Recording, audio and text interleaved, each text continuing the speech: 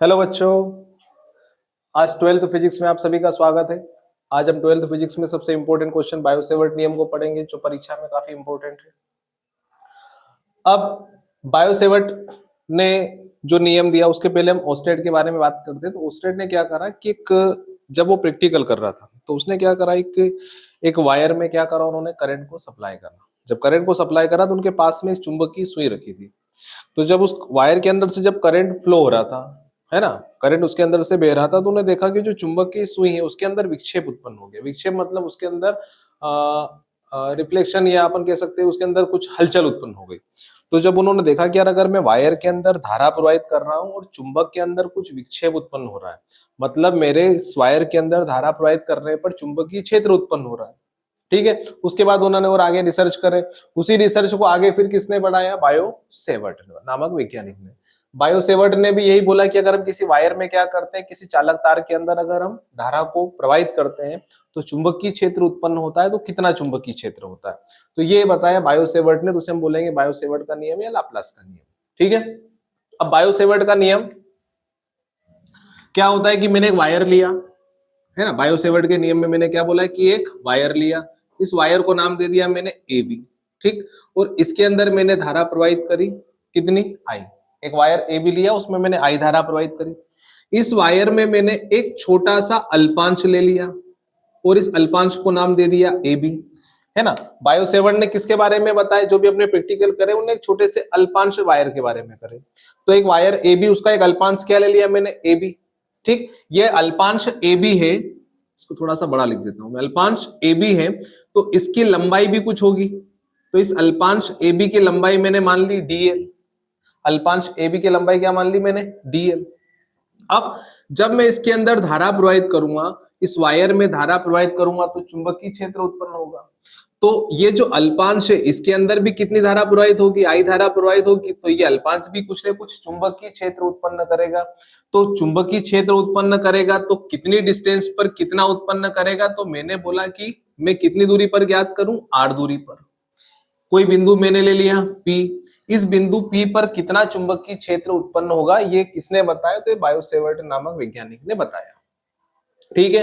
वापस मैं अपनी बात को रिपीट कर रहा हूं कि बायोसेवर्ट के नियम में हम क्या लिखेंगे कि ए बी एक चालक तार है, इसका एक अल्पांश ए बी है जिसकी लंबाई डीएल है। क्या लंबाई इसकी? डीएल है। इसके अंदर मैंने क्या करा? आई धारा प्रवाहित करी। तो इस अल्पांश से कितनी दूरी पर? आर दूरी पर कोई बिंदु पी है। तो उस बिंदु पी पर कितना चुंबकीय क्षेत्र होगा? तो उस बिंदु पी पर जो चुंबकीय क्षेत्र होगा, बिंदु पी पर चुंबकीय क्षेत्र। ठीक है। तो बिंदु पी पर चुंबकीय क्षेत्र, चुंबकीय क्षेत्र को मैं किससे शो करूंगा? चुंबकीय क्षेत्र को बी से शो करते हैं। ये अल्पांश के कारण उत्पन्न हो रहा है इसलिए चुंबकीय क्षेत्र भी अल्प होगा, तो उसको मैंने डी बी से शो कर दिया। चुंबकीय क्षेत्र क्या होगा? इसमें बहने वाली, किसमें? इस वायर में बहने वाली धारा के अनुक्रमानुपाती होता है। ठीक है। वापस एक चालक तार ए बी है, इसके अंदर मैंने आई धारा प्रवाहित करी, इसमें एक अल्पांश ए बी है जिसकी लंबाई डी है। इस अल्पांश से कितनी दूरी पर? आर दूरी पर एक बिंदु पी है।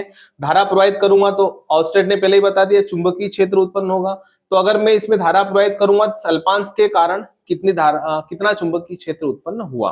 तो कितना चुंबकीय क्षेत्र उत्पन्न हुआ? तो डीबी प्रोपोर्शनल आई। चुंबकीय क्षेत्र धारा के अनुक्रमानुपाती होगा, मतलब जितनी ज्यादा धारा प्रवाहित करेंगे चुंबकीय क्षेत्र उतना अधिक होगा।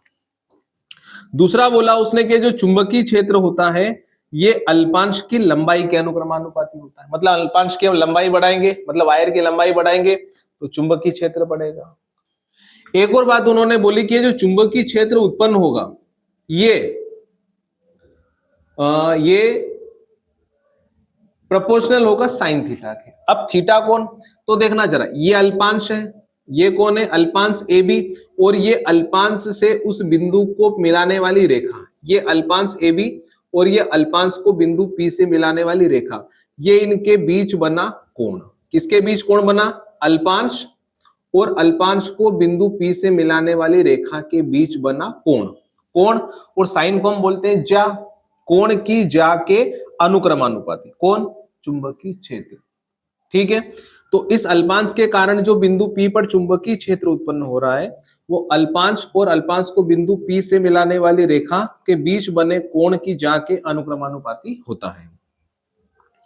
एक और बात, एक और क्या बताया उन्होंने कि जो चुंबकीय क्षेत्र है ये अल्पांश से बिंदु P के बीच की दूरी, अल्पांश से बिंदु P के बीच की दूरी के वर्ग के व्युत्क्रमानुपाती होता है।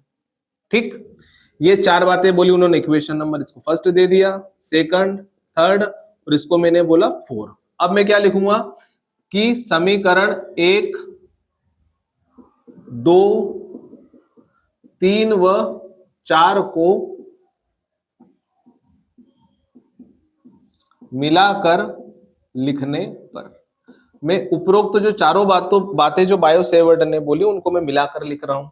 तो चारों को मिलाकर लिखूंगा तो dB proportional I dl sign theta upon r square. देखो बच्चों जो ऊपर आ रहा है I dl साइन थीटा ये सब ऊपर आ रहा है, तो ऊपर आ गया, r कहाँ आ रहा है बटे में, ऐसा कैसा मैंने r स्क्वायर लिख दिया।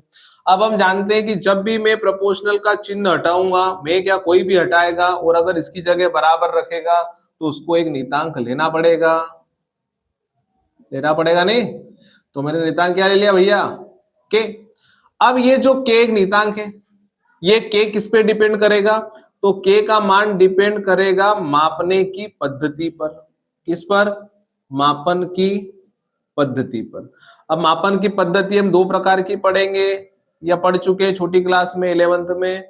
एक तो कौन सी पद्धति, सीजीएस पद्धति। सीजीएस पद्धति में क्या होता है, इस के का मान 1 होता है, ठीक है। तो सीजीएस पद्धति में मैंने के के स्थान पर 1 लिखा तो डी बी बराबर के के स्थान पर 1 लिखा, i d l sine theta upon r square,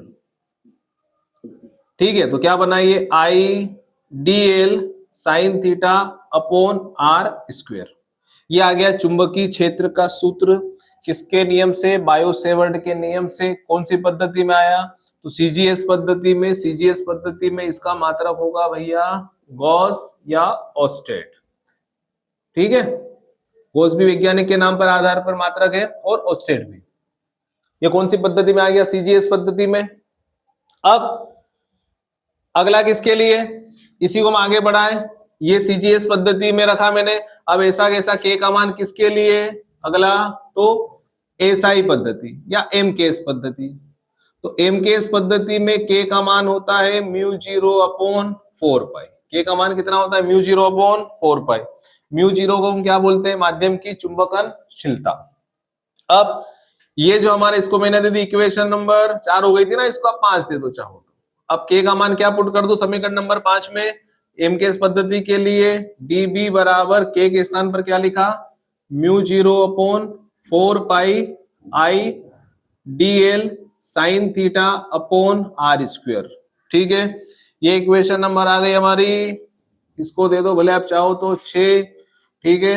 ये क्या आ गया आपका, चुंबकीय क्षेत्र का व्यंजक, इसका मात्रक आप क्या लिख सकते हो, वेबर प्रति मीटर स्क्वायर, ठीक है। यहां तक आ जाओ, आ गया समझ में। मैंने बायो-सेवर्ट के चारों पॉइंट बोले कि चुंबकीय क्षेत्र धारा के अनुक्रमानुपाती होता है। बायो-सेवर्ट साहब ने और क्या बोला, चुंबकीय क्षेत्र अल्पांश की लंबाई के अनुक्रमानुपाती। चुंबकीय क्षेत्र थीटा कौन सा कोण, अल्पांश और अल्पांश को बिंदु P से मिलाने वाली रेखा के बीच बने कोण की चा के अनुक्रमानुपाती। और ये जो चुंबकीय क्षेत्र अल्पांश से बिंदु P के बीच की दूरी के वर्ग के व्युत्क्रमानुपाती। चारों को मिलाकर लिखा, यहाँ आ गए। प्रोपोर्शनल को हटा के बराबर लगाऊंगा, के कांस्टेंट लेना पड़ेगा। के का मान सीजीएस पद्धति में अलग होता है, एमकेएस पद्धति में अलग होता है। सीजीएस पद्धति में के का मान 1 होता है, ये मैंने 1 रखा, और सीजीएस पद्धति में इसका मात्रक लिख दिया गॉस या ऑस्टेट। एमकेएस पद्धति में इसका मान क्या होता है, म्यू 0.4 पाई। तो यहाँ के स्थान पर क्या लिख दिया, म्यू 0.4 पाई। ये ऐसा कैसा मात्रक, वेबर प्रति मीटर स्क्वायर। स्क्रीनशॉट ले लो इसको, जल्दी से स्क्रीनशॉट ले लो इसका। अब इसके बाद परीक्षा में किस तरीके से पूछेगा, वो आपको बायो-सेवर्ट का नियम पूछ लेगा और इसके साथ साथ आपसे वो बोलेगा कि आप इसके आधार पर 1 एम्पियर की परिभाषा दो। किसकी परिभाषा, 1 एम्पियर की परिभाषा इसके साथ हमको देना है। बहुत बार पूछा गया क्वेश्चन है और 2026 के लिए भी वेरी इंपॉर्टेंट क्वेश्चन है ये बायो-सेवर्ट।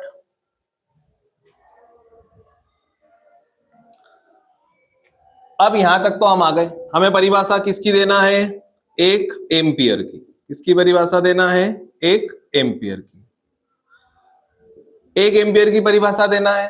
तो ये समीकरण नंबर कौन सी मेरे पास? 6, जो मेरे किस पद्धति से? एसआई पद्धति या एमकेएस पद्धति से। अब मैंने क्या बोला? 1 एम्पियर की परिभाषा देना है। ठीक है, 1 एम्पियर मतलब धारा कितनी लेना? 1 एम्पियर, तो मैंने धारा 1 एम्पियर ही ले ली। अब डीएल कौन है? अल्पांश की लंबाई। अल्पांश की लंबाई साहब मैंने 1 मीटर ले ली। आर क्या है? अल्पांश से बिंदु पी के बीच की दूरी आर आ रहा उसमें। आर भी मैंने क्या ले लिया? 1 मीटर ले लिया। ठीक है, थीटा मैंने क्या ले लिया? 90 ले लिया। कितना ले लिया? 90। ठीक, ये सब मैंने लिया। तब समीकरण किससे? हमारी उस 6 से। समीकरण किससे? 6 से। ये समीकरण 6 को देखो जरा। ये डी भी ऐसा का ऐसा। म्यू जीरो की वैल्यू होती है 4 पाई इंटू 10⁻⁻⁷। किसकी वैल्यू? म्यू जीरो की वैल्यू होती है 4 पाई इंटू 10⁻⁷। 4 पाई ऐसा का ऐसा। भैया आई कितना है? 1, तो ये लिखा 1। डीएल अल्पांश की लंबाई कितनी? 1 मानी मैंने, तो 1 लिख दी। इंटू साइन थीटा मैंने क्या माना? ये थीटा एंगल कितना माना? 90, तो ये लिखा साइन 90 बटे आर कितना? 1, ये लिखा मैंने 1 का स्क्वायर। देखो 4 पाई से 4 पाई कैंसिल हो गया। डी बी बराबर क्या बचा? 10⁻⁻⁷।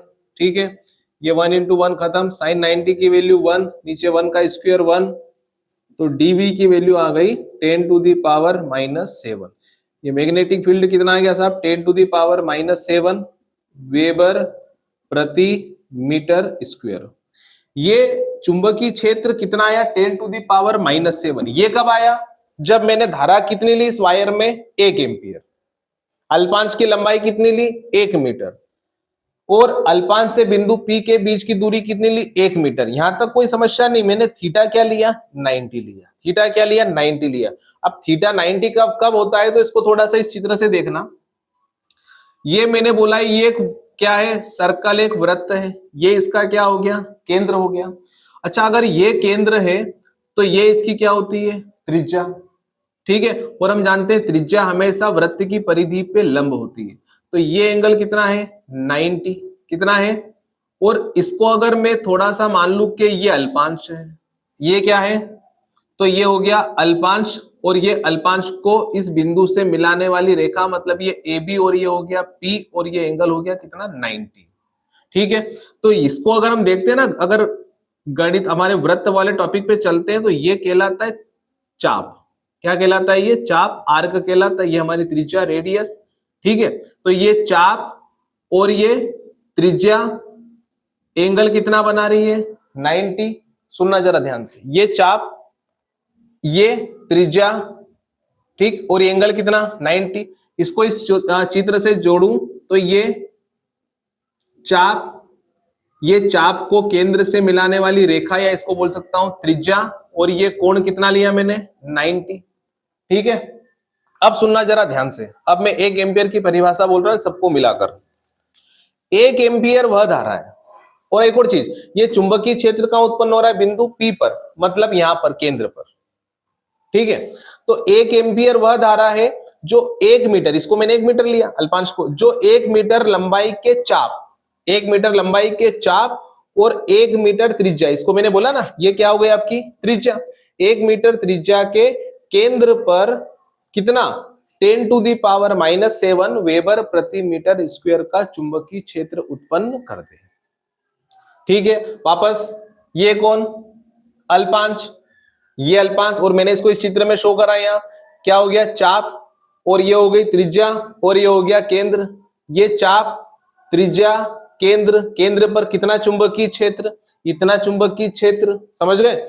अब सब शब्द वापस रिपीट में। 1 एम्पियर वह धारा है जो 1 मीटर लंबाई के चाप और 1 मीटर त्रिज्या के केंद्र पर 10⁻⁻⁷ वेबर प्रति मीटर स्क्वायर का चुंबकीय क्षेत्र उत्पन्न करते हैं। ठीक है, क्लियर है? ये बायो सेवर्ट का नियम कंप्लीट होता है। अगर आपको हमारा चैनल अगर अच्छा लगे तो हमारे चैनल को आप सब्सक्राइब कीजिए। और बेल आइकन को दबाइए ताकि हम और आगे अच्छे से अच्छे आप लोगों को इम्पोर्टेंट क्वेश्चन की वीडियो डालें, ठीक है? और अगली वीडियो के लिए आप हमारे चैनल से बने रहिए, ठीक है? Bye bye.